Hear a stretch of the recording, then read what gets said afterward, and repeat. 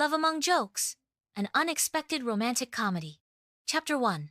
The Worst Possible Beginning. Lucy Parker was having a horrible day. First, her alarm clock didn't go off. Then, she spilled coffee on her blouse. She was white, and now, she was trapped in an elevator with a stranger.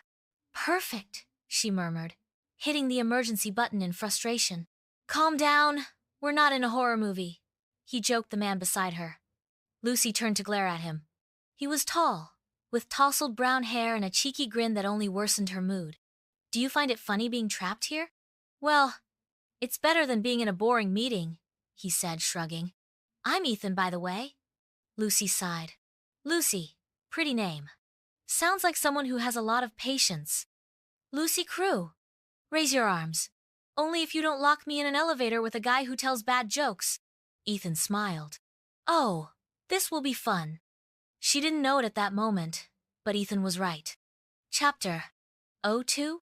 A Surprise at the Office. Lucy thought she would never see Ethan again after the elevator, until she arrived at her office and saw him sitting at the desk opposite. What are you doing here? She asked. He looked with disbelief. Ethan smiled amusedly. I work here. Isn't it incredible? Lucy closed her eyes and took a deep breath. No, it isn't. Well, get ready, Parker, because now we will be colleagues team. And so the torture began. Or rather, the best story of his life. Chapter 3. Joke War. From that day on, Ethan seemed to have a mission: to make Lucy's life impossible. First, he changed his computer's language to Japanese. Then, he filled his desk with post-its with ridiculous phrases like, "Smile, it's free." But Lucy wouldn't stand idly by. One day, he replaced the sugar of his coffee with salt. Ethan almost spat the drink in the boardroom. Very well, Parker. This is war, he said, narrowing his eyes. And so it was. Each day was a new challenge, a new, it's a joke. And, without realizing it, they went from enemies to something more. Something that made them smile every time they looked at each other. Chapter 4. When the joke becomes real.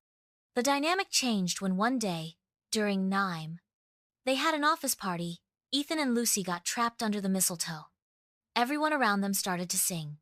Kiss, kiss, kiss. Lucy felt her face burn. Ethan just smiled. Rules, son, rules, Parker. She rolled her eyes. It's just stupid mistletoe.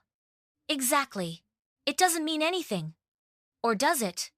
Before she could protest, Ethan leaned in and kissed her. And that's when Lucy understood. I knew that this wasn't just a game. Chapter 5. Too late to run. After the kiss, everything became strange. Ethan started to look at her differently. Lucy started to smile when he was near. But Then, the news that changed everything arrived. Ethan was going to be transferred to another city.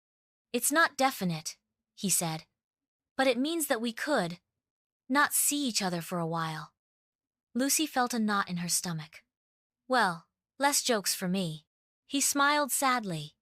Yes, less jokes. And at that moment, Lucy understood something.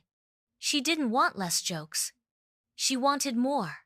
She wanted Ethan to be in her life. Chapter 6. The Grand Gesture. Lucy had never been the type to do romantic, crazy things.